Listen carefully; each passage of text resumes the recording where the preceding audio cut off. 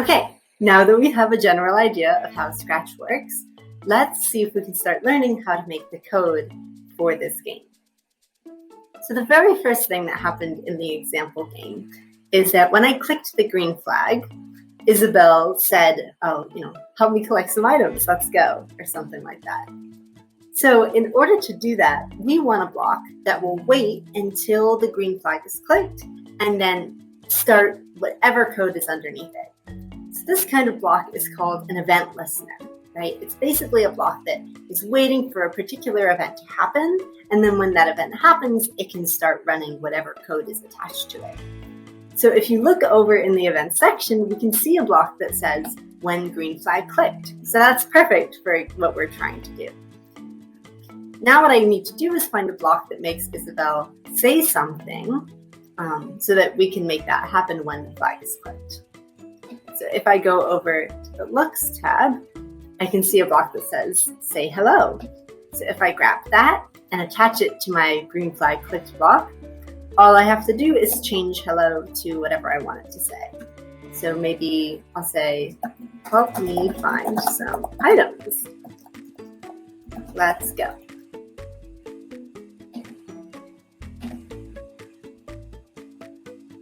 Perfect. So let's see if that works when I click the green flag. Ooh, some item. Let me add an S. Perfect. That looks great. So now that we have that first thing happening, the next thing that we want Isabelle to do is when I press the different arrow keys, I want to move her around my screen. So we're actually going to want to use more event listeners, except these ones won't be listening for the green flag to be clicked. They'll be listening for the different arrow keys on my keyboard. So if I go back to the events section over here, I can see that this block is waiting to see if a key is pressed. Right now it says space key, but if I click on the drop-down menu, I can just select a different arrow. So we'll make her move right first. So when the game tells that I've hit the right arrow key, I want to make sure that Isabelle is facing the right direction and that she takes a couple steps in that direction. So if we go over to the Motion tab, I think we can find the correct blocks to help us do that. So let's see. Here's the point and direction block. If I drag that over, I can show the block which direction I wanted to make my character face. So in this situation, it's already facing in the right direction. So I'll put that right under my event listener block. Now the next thing I want to do is actually make Isabelle move in that direction. So at the very top, you can see a block that says move 10 steps. So if I grab that and put it under point and direction, now when I press the right arrow key, that should make Isabelle move a couple steps to the right. Perfect! You can see her moving every time I press it. That looks great. Now we just want to do the same thing with all the rest of the arrow keys. So let's go back to the Events tab. And we're going to need, I think, 3 more event listeners, right? 1 for up, 1 for left, and 1 for down. So I'll grab those all at once.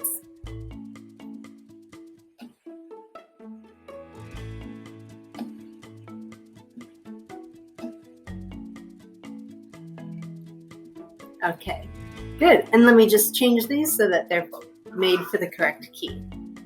So over here, I'll do left arrow.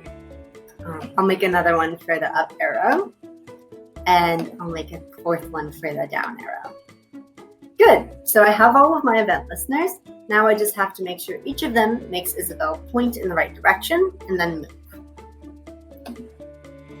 Okay. So for the left arrow key, I want Isabelle to point to the left and then move 10 steps. So here, if I click on that number, I can just move the arrow so that it's pointing in the right direction. And then I can grab that move block that we used before. Let's see if that works. Okay, if I press my left arrow key, perfect, she turns and then she starts moving in that direction. That's great. Let's do the same thing for up and down. So again, point in direction and up and then move. Oops. There we go. And then one more, point and direction. Down. And then move.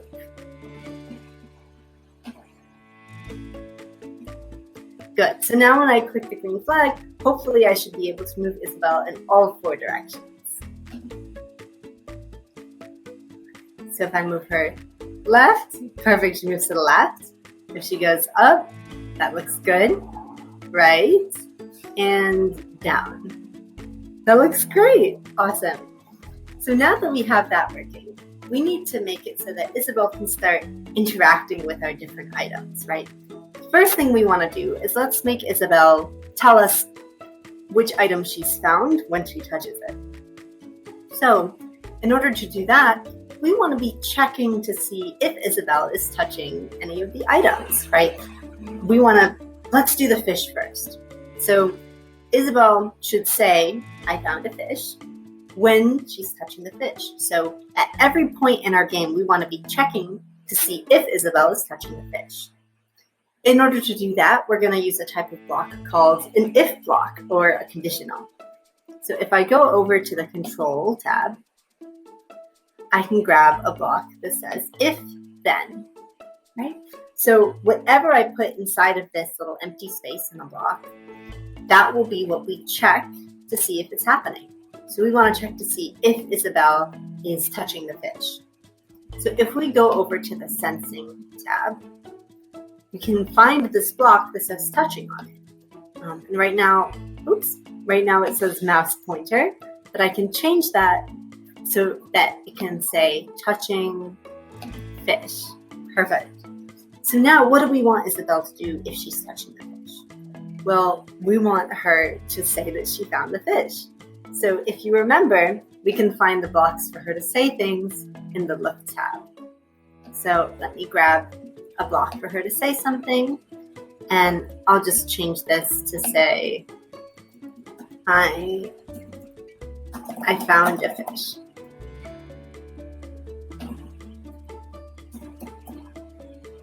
Great. Okay, so now the problem with this if statement is if I just put this under when the flag is clicked block, it will only check once to see if Isabelle is touching the fish. Right? And we said that we want to be constantly checking to see if she's touching the fish, right? That basically means that like every moment in our game, we want to check to see if she's touching it, basically forever. So if we go to the Control section again, we can use a new type of block called a loop. And we're going to use the forever loop block. So basically, this block that says forever, whatever we put inside of it, it will keep getting repeated over and over and over again, every moment, forever, which is exactly what we want for this if block. So if I put this inside a forever block, that means that when the forever block starts happening, it will keep checking to see if she's touching the fish every single moment of the game, which is perfect. So when do we want this forever block to start? Well, we probably want it to start whenever the game starts. The game starts when we click the green flag. So if we go back to the events section, we can grab another one of those when green flag clicked block. Okay, good. Let's see if this works. And when I click the green flag, and if I go touch the fish, Isabelle should now say, I found the fish. Perfect! That looks great. Let's see. Now, if I go and try to do the same thing with an egg, you'll see it still doesn't work. So that's because I need to make my own if statement for every single one of these items. So let me stop the game. And why don't we grab the blocks that we need so that Isabelle can tell us when she's touching the egg as well. So again, we need an if block. We need to check to see if she's touching the egg.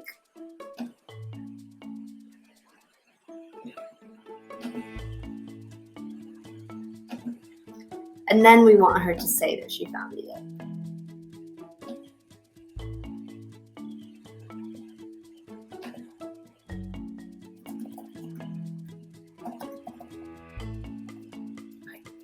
So we could put this if statement inside of its own forever block and then put that under another when the flag is clicked, and that would work just as well. But what I'm going to do is I'm actually just going to put these if statements right next to each other inside of the same forever block.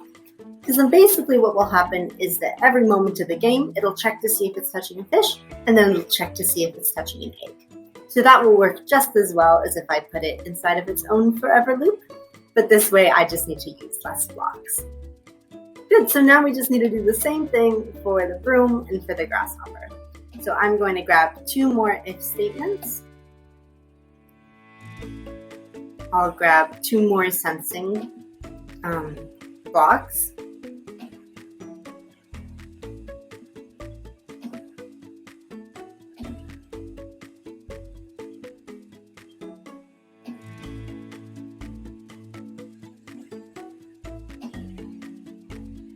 And then I'll just need 2 more blocks for her to say which object she found.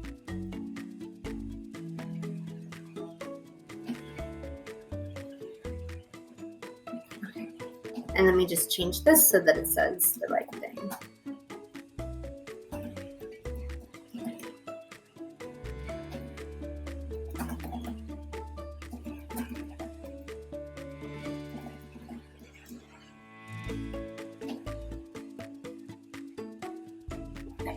So now I'll put these if statements right under the other ones. And when I click the green flag, no matter which item she touches, she should tell us that she found it. So why don't I hit my green flag and see what happens when I touch each of these items. Nice, she found a grasshopper. She found a fish. She found an egg.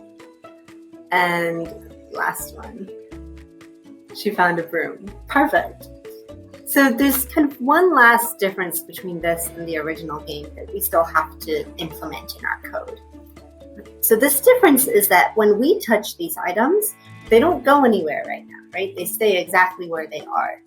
So we have to write some code so that, for example, when the fish touches Isabelle, that fish disappears, waits a couple seconds, and then it reappears somewhere else. So why don't we click on the fish so we can start writing code for this sprite. So just like how for Isabelle, we wanted to be constantly checking to see if she's touching any of these items, we now want to write some code so that the fish is constantly checking to see if it's touching Isabelle. So we can do the same kind of thing that we did before. We want to grab an if block. We want to grab a sensing block to see if it's touching Isabelle. We want to grab a forever block. And we want to grab a block for when the green flag is clicked. Good. So now that we have the setup, we just need to write the code for what happens when the fish actually touches Isabelle. So one thing I don't know if you noticed in the original game, but when Isabelle touches the fish, for example, it doesn't actually disappear right away. It waits just a tiny moment and then it disappears. So we can use this block over here in the control section. This says wait 1 second. And I'm just going to change that. So instead of 1 second, it will wait 1/10 of a second, 0.1 seconds. Very, very small amount of time. But after that, we want to make it disappear. We want to make it hide. So if we go back to the look section, we can scroll down and find a block that says hide. So after we wait those 0.1 seconds, I want the fish to hide. So now the next thing that we said we wanted to do is we want it to wait like a couple seconds. So if I go back to the control section, I can grab that wait block again. And I'll put that right after hide. Maybe change this to 2. And then I want it to reappear, right? So let me just grab block to show. Perfect. So now what's the problem with this? What are we missing? If we leave our code like this, is the fish going to show up in a different spot? No, it's going to show up in exactly the same spot as it was before, which isn't what we want. So if we go over to the motion section, we can find a block that actually sends this sprite to a random position. Yeah, the go-to random position block. So if I grab that and I put it right after I hide, what should happen is that the fish should disappear, go somewhere random, wait a couple seconds, and then reappear, and we'll see it in a new location. So let's see if that works now. I'm going to hit the go button. And if I touch the fish, it disappears. And then a couple seconds later, it reappears somewhere else. That's perfect. Now, the thing is, we still need to make this happen for the other items as well. So let's go over to the broom, and we'll write this code for the broom as well. So again, let's work from the top down. We start when the flag is clicked. We know that we're going to need an if statement. We know that that's going to happen forever. The thing that we're checking for in our if statement is if the broom is actually touching Isabelle. So we'll grab a block for that. And if she is touching Isabelle, we'll need 2 different wait blocks.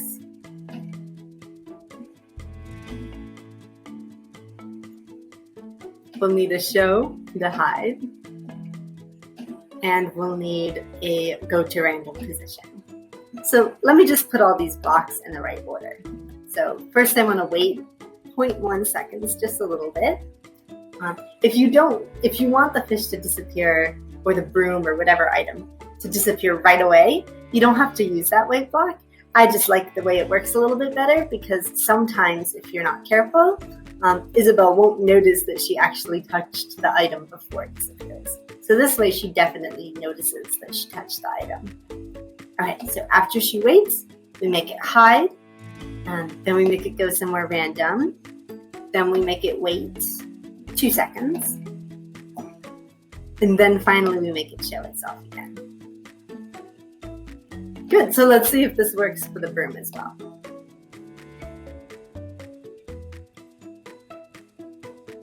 Alright, so I move her up, and oh, perfect! The broom disappeared and then it reappeared. Good. So now the last thing I need to do is bring this code into grasshopper and egg as well. I could write the code again from scratch like I did for fish and broom, but I'm going to show you guys a little trick.